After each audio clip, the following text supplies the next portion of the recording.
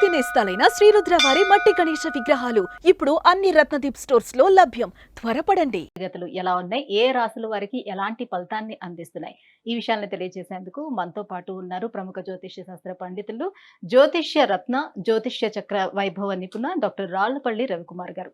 గురుగారు నమస్కారం. నమస్కారం. గురుగారు, ద్వాదశ రాశుల వారికి ఎలా ఉండిపోతుందో తెలుసుకునే ముందు రవి బుధులు గాని, కుజుడు శుక్రుడు గాని ఈ మాసం ఏ ఏ స్థానాల్లో ఉన్నారు, ఎలాంటి ఫలితాలను అందిస్తున్నారో తెలియజేస్తారా? తప్పకుండా. శరదిందు సమాకారే పరబ్రహ్మ స్వరూపిణి వాసరాపీఠ నిలయే సరస్వతి నమస్తుతే. అందరికీ నమస్కారం. నవగ్రహాలు ద్వాదశ రాశులు సెప్టెంబర్ నెలలో ఏ గ్రహాలు ఏ స్థానాల్లో ఉన్నాయో ఇప్పుడు తెలుసుకుందాం. ముందుగా సూర్యుడు వచ్చేసి మనకి కన్యా రాశిలో ఉన్నారు. అలాగే కుజుడు మనకి మిథున రాశిలో ఉన్నారు. రాహు మనకి మీనరాశిలో ఉన్నారు. అలాగే గురువు వచ్చి మనకి వృషభ రాశిలో ఉన్నారు. శని స్వస్థానమైన కుంభరాశిలో ఉన్నారు.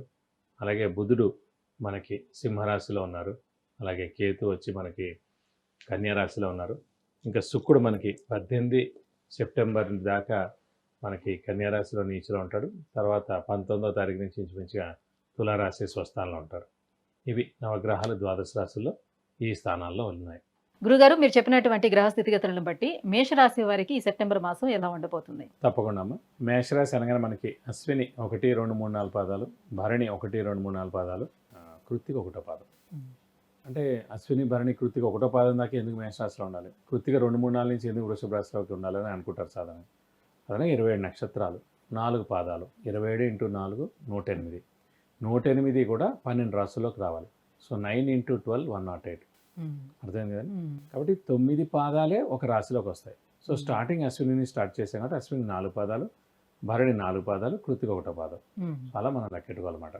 ఈ మేషరాశి వారికి అత్యద్భుతంగా ఉందని చెప్పుకోవాలి. ఎందుకంటే ముఖ్యంగా ఎవరు చూసినా గోచారం, సంవత్సర ఫలితాలు తీసుకున్నా, మాస ఫలితాలు తీసుకున్నా, అయితే ఫోర్ట్ నైట్లీ తీసుకున్నా, ఎలా తీసుకున్నా కూడా మనం ముఖ్యంగా మెయిన్గా చూడాల్సిన గోచార ఫలితాలు మటుకు గురువు, శని, రాహు, కేతు. కానీ మిగతావన్నీ బుధుడు అనుకోండి 20 రోజులు మారుతాడు, శుక్రుడు 20 రోజులు మారుతాడు, కుజుడు 45 రోజులు మారుతాడు, చంద్రుడు ప్రతిరోజు ఒక నక్షత్రం మారుతాడు. కాబట్టి అంత ఇంపాక్ట్ ఉండదు.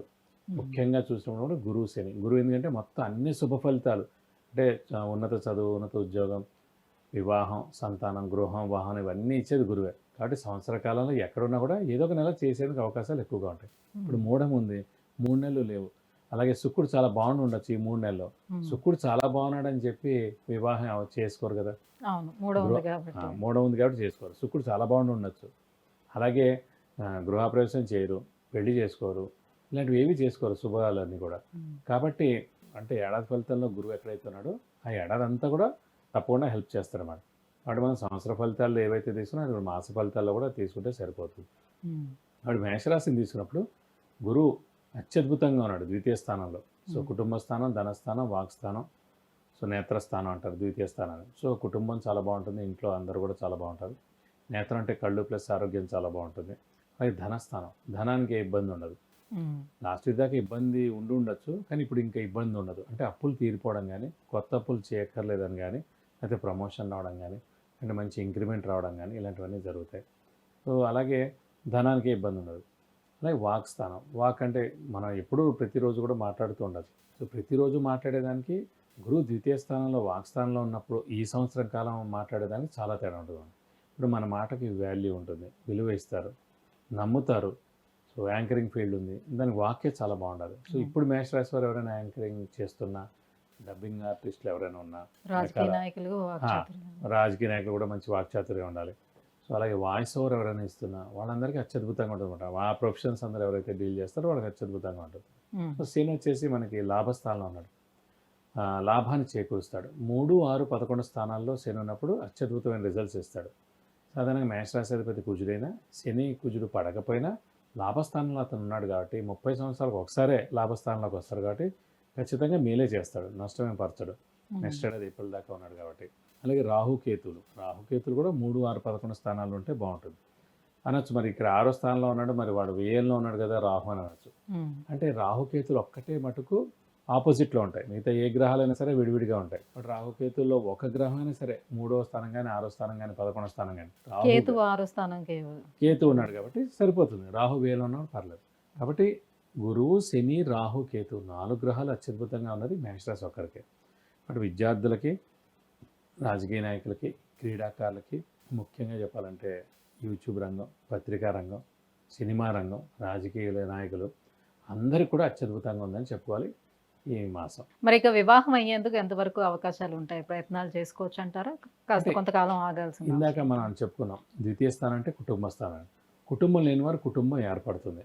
అంటే వివాహం కాని వారికి వివాహం ఎందుకు అవకాశాలు ఎక్కువగానే, ఇది సరైన సమయం కూడా. సో ఇప్పుడు గట్టిగా మీరు ఏదైనా సరే మానవ ప్రయత్నం చేయాలండి. సో మానవ ప్రయత్నం మటుకు 90% ఉండాలి. ఆ మిగతా 10% అదృష్టం కానీ, దేవుడు కానీ, అలాగే ఈ గోచారం కానీ. అంతేగాని గోచారం 100% ఉంది కదా అని చెప్పి మనం మానవ ప్రయత్నం చేయకుండా ఉన్నాం అనుకోండి, మనం 3 నెలలు మూఢ ఉంది కదా, ఎవరు అసలు ఓ బయోడేటా ఎవరు, ఒక ఫోటోయే పంపరు, మాటలే రానివ్వరు, పెళ్లి చూపులే చూడరు, మెయిన్ మాటలు అస్సలు మాట్లాడనివ్వరు అనుకుని చెప్పి 3-4 నెలలు గడిపేశారు. మనకి మే 1 నుంచి వచ్చింది గురుబలం సాధారణంగా. సో మే వెళ్ళిపోయింది, జూన్ వెళ్ళిపోయింది, జూలై వెళ్ళిపోయింది. సో మీరు ఆ 3 నెలలు వెళ్ళిపోగానే ఇంకా మనం మిగిలిన 9 నెలలే. ఈ 9 నెలల లోపల మనం మాట్లాడి, మనం బయోడేటా పంపించి, ప్రొఫైల్ వాళ్ళకి ఇచ్చి, వాళ్ళకి అన్నీ ఓకే అయిపోయి వాళ్ళు పెళ్లి చూపులు ఇవన్నీ ఎన్ని జరిగినా కూడా నెలకు ఒక పెళ్లి చూపులు కన్నా ఎక్కువ జరగవండి. ఎంత జరిగినా నెలకు కానీ 3 నెలలకు కానీ ఒకటి జరగదు. సో మీరు ఎన్ని చూసినా 5 సంబంధాల కన్నా చూడలేరు మ్యాక్సిమం ఈ 9 నెలల్లో కూడా. సో మీరు ఇంకా స్పీడ్గా ఉండాలన్నమాట. 3 మొత్తం అన్ని పనులు చేసుకొని పెట్టుకోవాలి. చూడడం ఇన్ ద సెన్స్ మనం బయోడేటా చూడడం కానీ, ప్రొఫైల్ కానీ, జాతకం మ్యాచ్ మేకింగ్ కానీ ఇవన్నీ చేసుకొని పెట్టుకుంటే మిగతా 9 నెలలు స్పీడ్. సో ఇన్ని చేసినా కూడా అమ్మాయి కానీ అబ్బాయి కానీ మనస్ఫూర్తిగా వివాహానికి రెడీగా ఉన్న రోజే వివాహం అవుతుంది. లేకపోతే గోచరం ఎన్నిసార్లు వచ్చినా, గురు మహాదశ నడిచినా, చంద్ర మహాదశ నడిచినా, శుక్ర మహాదశ నడిచినా కూడా శూన్యం. సో మీరే రెడీగా ఉండాలి. అబ్బాయి కానీ అమ్మాయి కానీ వివాహానికి రెడీగా ఉన్న రోజున ఖచ్చితంగా వివాహం అవుతుంది. ఇక సంతాన ప్రయత్నాలు చేసుకునే వాడికి ఎలా ఉంటుంది? సంతానం విషయంలో కూడా ఖచ్చితంగా ఇది సరైన సమయం అండి. ఎందుకంటే కుటుంబం అంటే భార్య, అలాగే పిల్లలు కూడా అన్నమాట. సో సంతానం కూడా కలిగేందుకు అవకాశాలు చాలా ఎక్కువగానే, వాళ్ళ ప్రయత్నం వాళ్ళు చేసుకోవాలి. ఇది సరైన సమయం. ఎందుకంటే గురువే సంతాన కారకుడు ఎవరికైనా సరే. అలాంటి గురువు మనకి ధనస్థానం, కుటుంబ స్థానంలో ఉన్నాడు కాబట్టి ఖచ్చితంగా ఈ ఏడాది ఖచ్చితంగా సంతానం కలిగేందుకు అవకాశాలు 100% ఉన్నాయి. ఇంకా ఎటువంటి పరిహారాలు ఏమైనా పాటించాల్సిన అవసరం వీళ్ళకు ఉంటుందా? ద్వితీయాధిపతి, సప్తమాధిపతి అయిన శుక్రుడు మనకి నీచ స్థానంలో ఉన్నాడు కాబట్టి అమ్మవారిని ఈ నెల్లాళ్ళు అంటే 19వ తారీఖు దాకా శుక్రుడు నీచలో ఉంటాడు కాబట్టి ఈ 19 రోజులు కూడా అమ్మవారిని ఎక్కువగా ఆరాధిస్తే చాలా మంచిది. వీలైతే కనుక ప్రతి శుక్రవారం అంటే ఈ 3-4 వారాలు మనకి ప్రతి శుక్రవారం అమ్మవారి టెంపుల్కి వెళ్ళి అభిషేకం కానీ, అర్చన కానీ, లేదంటే 41 ప్రదక్షిణాలు కానీ చేసుకోవడానికి మీకు అన్ని విధాలు మంచి చేకూరుతుంది. విద్య, ఉద్యోగం, వివాహం, వాహనం, విదేశీయానం, సంతానం, గృహయోగం వీటన్నిటి గురించి తెలుసుకోవాలంటే కింద స్క్రోల్ అవుతున్నటువంటి నెంబర్లకి మెసేజ్ లేదంటే కాల్ చేసి గురుగారి అపాయింట్మెంట్ పొందవచ్చు. గురుగారు, ఈ సెప్టెంబర్ మాసం మేషరాశి వారికి ఎలా ఉండబోతుంది? ఏ గ్రహాలు ఎటువంటి ఫలితాలను అందిస్తున్నాయి? ఈ విషయాన్ని తెలియజేసినందుకు ధన్యవాదాలండి. నమస్కారం.